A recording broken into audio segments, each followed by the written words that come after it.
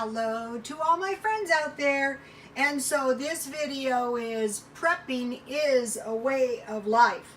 So if you make your prepping a way of life, you find what you like, what you don't like. You know, I see these videos, buy this, what do you call it, dehydrated food.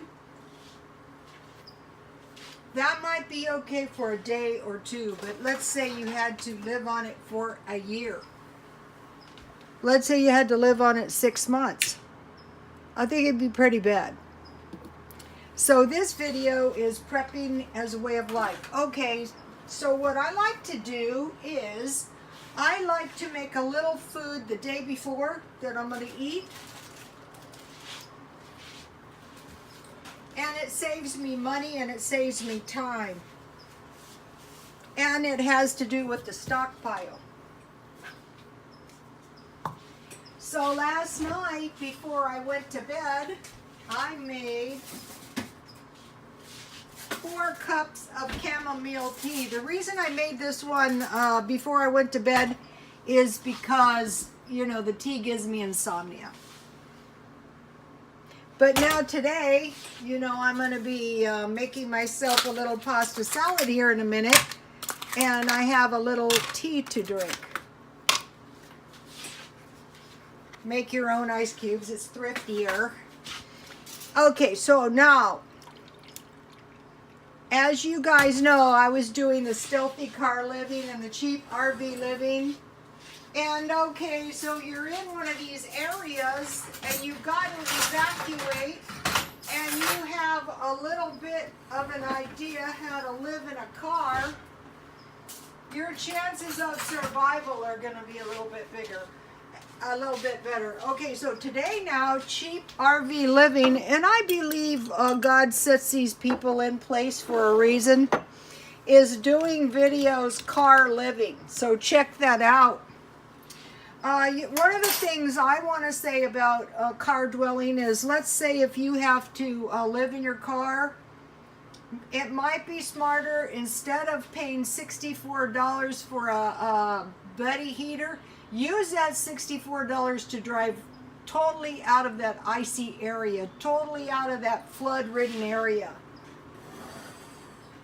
Especially if it's not likely to get better, and especially if you don't know exactly where the floods are going to come from. Well, you know they're going to come from rivers, or they're going to come from dams, or they're going to come from snow, or they're going to rain and they're going to create excess water and they're going to open the floodgates. That's what you know about floods. So check out the cheap RV living car dwelling. And check that out. Okay, so now, yesterday I did a video, and it was 10 things to take to a potluck. But those aren't just things to take to a potluck. Those are things to make in your kitchen so you can have some good food that doesn't cost much. So one of the things I mentioned was Mandy's bread. I like this. It doesn't require sugar, so you're not using your sugar up. It doesn't require yeast, which is more expensive than soda. You can use lemon juice or vinegar, I'm sure. And you only need 4 ingredients, and it's really easy to make. And I would take this to a potluck, and if I did, none would be left by the end of the potluck. So I'm going to make this today. I have a little bag of flour in my stockpile. I wanted to show you guys, I keep my soda and my baking powder in a baggie so it doesn't get dust and it doesn't go stale. I have shelf-stable milk. It could be powdered milk. And I have lemon juice. And I also have vinegar. So I have everything in the stockpile. If I was going to a party, I could take 2 loaves of Mandy's bread without a problem. Everyone would be happy. I could take some jam. I could take some honey. I could take some herb butter. Let me give you my yogurt recipe.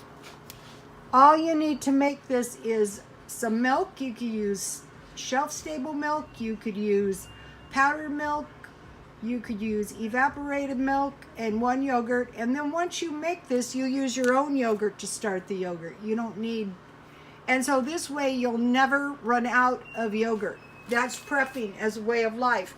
And I learned from TJ Prepper, just put your Rotel tomatoes in the blender and you'll never run out of salsa. Okay, so now what I did was I went to Food for Less and I planned on doing a little shopping, you know, my weekly shopping. And my, I bought, here's what I bought, and it was $15.93. What I was looking for was chicken for 99 cents a pound. And I didn't find any. They had it for $1.39 a pound, and you might go, well, 39 cents, big deal. Okay, now just a minute now. Let's think this through. Say we were buying 10 pounds, it would be $13 as opposed to $10, and by paying that extra 30 cents, it would cost me 3 pounds of chicken. I can't do that. I don't want to. But what I did find is I found chicken wings.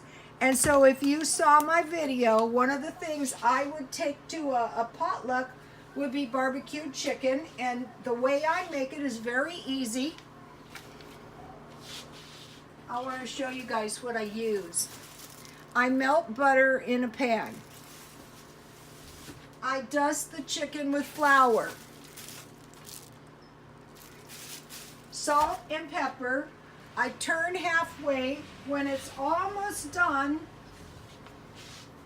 I either pour or brush barbecue sauce on it, and if you take this to a picnic, none will be left. I used to make it on 2 really big cookie sheets, and none was ever left. So I will be making some chicken later. Okay, and then I want to make some pasta salad. Say I'm going to go to a potluck. I am going to a potluck, a prepper potluck at my house. I bought some crab meat for $2.50. Okay, if you were to use this one, it would make a humongous crab pasta salad. In my half-eaten box, I have these pastas. Use any pastas. Use macaroni. Use whatever pastas you have. And then in my freezer, I have frozen vegetables. Let's see if I can find one. Here we go. I have some peas. I'm not sure what vegetables I am going to use. What I'm going to do is I'm going to go through my freezer, and you know how you have little bags of this and little bags of that? I will boil my pasta, and then I will steam my vegetables, and then when my vegetables are done, I will sprinkle them with some lemon pepper. I can't find it. Oh, here's some.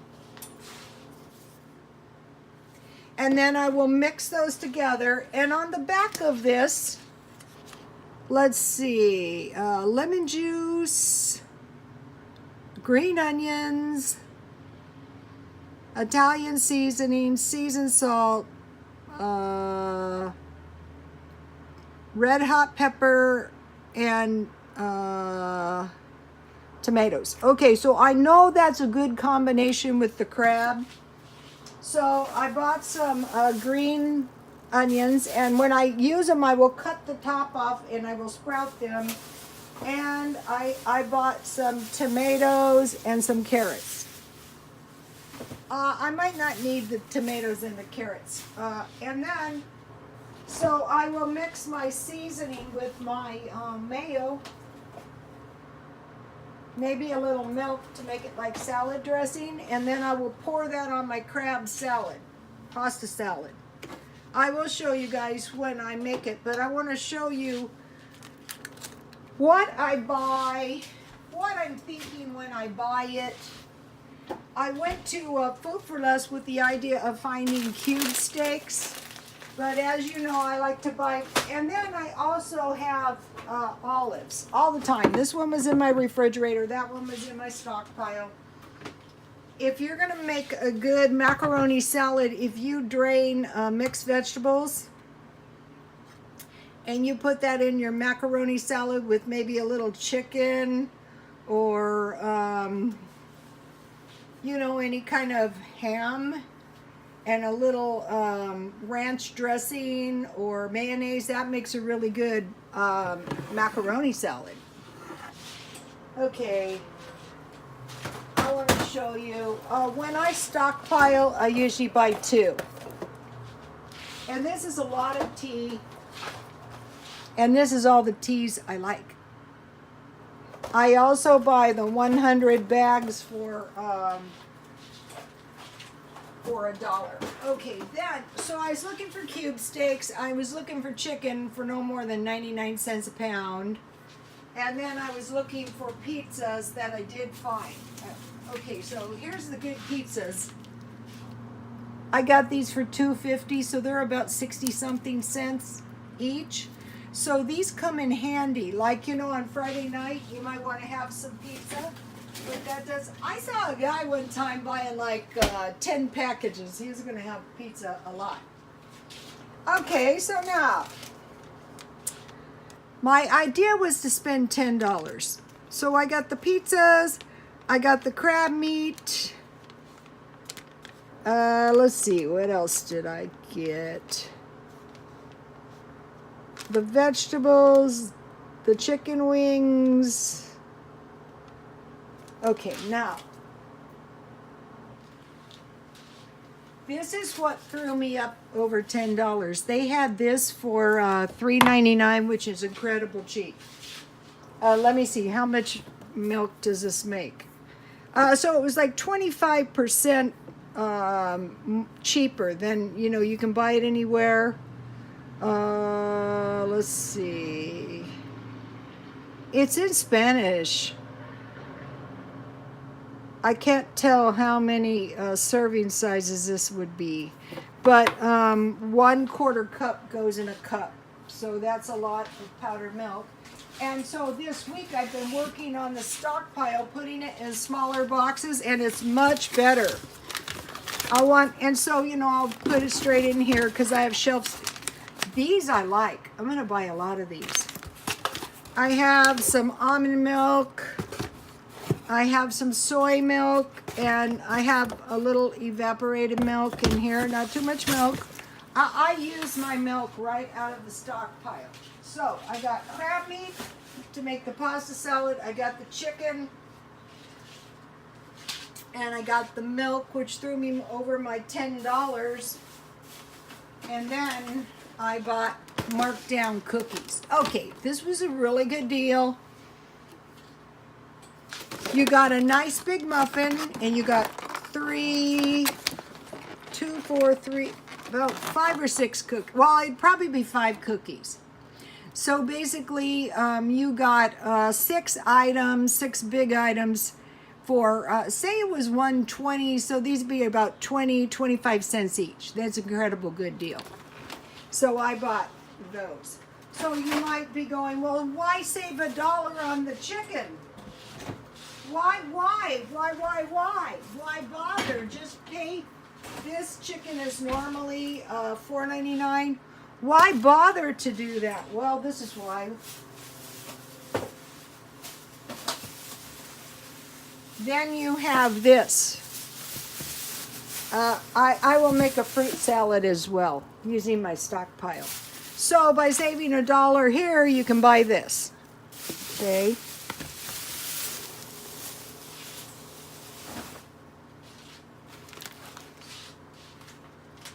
Why save $1 on this? Well, because then you can buy this, basically. The markdown shopping is really going to help you guys as soon as you get the hang of it. Okay, now, I wanted to mention a couple things. Okay, now what I have is I have a lot of food that I bought that was in the markdown bins, like these bear claws. These are actually good. So what I see is a lot of poverty. And so what I'm going to do is I'm going to go through my markdown bins. I bought these for $1. And I'm going to create like food bank food packages. And it's going to be Vienna sausages. It's going to be some crackers. It's going to be a dessert. It's going to be some kind of these canned meals, you know, so you could survive. And what I'm going to do is I'm going to use the model of the the government boxes when I create these boxes. And I'm going to use these. This is the food pantry. So when I create these packages, and I'm going to put them in a grocery bag, and I'm going to put them in the car. And what happened last time I did this is I gave it out that day.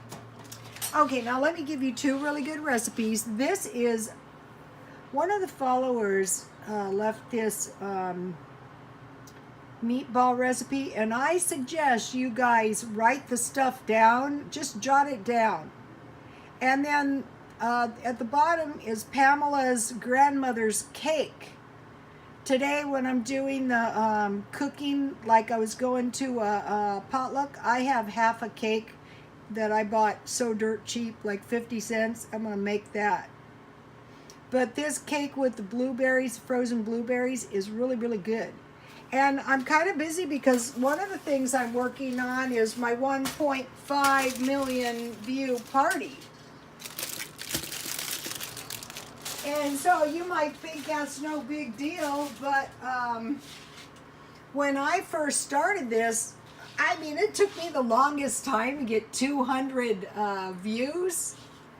So let's see, let me give you another shot. So I really did, okay, so now when you stockpile, you don't really need any food. So you can spend like $10 or $20, you know, to supplement your food. The pizzas are nice to have. I put like frozen food on one side of my freezer. The crab, I will use a little bit, not too much. I'm going to make a small pasta salad and then I will freeze the rest. You know, I can use the vegetables, of course. I will make a little fruit salad and I will use, I bought some bananas, and I will use some pineapple, some bananas, some mandarin oranges, some coconut, and some mini marshmallows.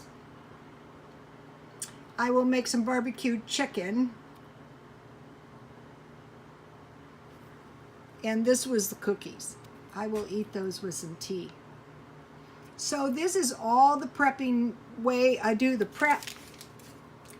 And I just want to encourage you guys, be really, really careful.